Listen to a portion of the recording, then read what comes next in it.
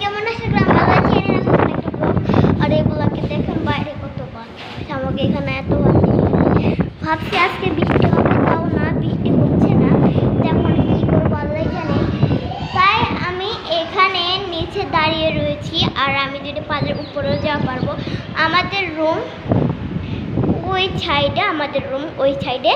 আর এদিকে আমি বাতাসে হাওয়া খাই ঘুরছি মানে হাওয়া খেয়ে উঠছি আপনাদের কী করে বলবো আর আমার আগের কাহিনী দ্বারা দেখেননি আমার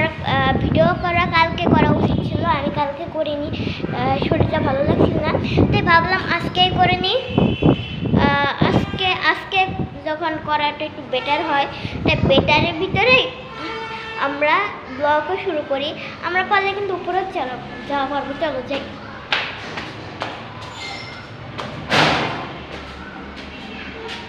এখানে আরাফাতরা থাকে আর আমরা 2 তলায় থাকি নিচে তো এখন উপরে তো আপনাদের দেখানোই হলো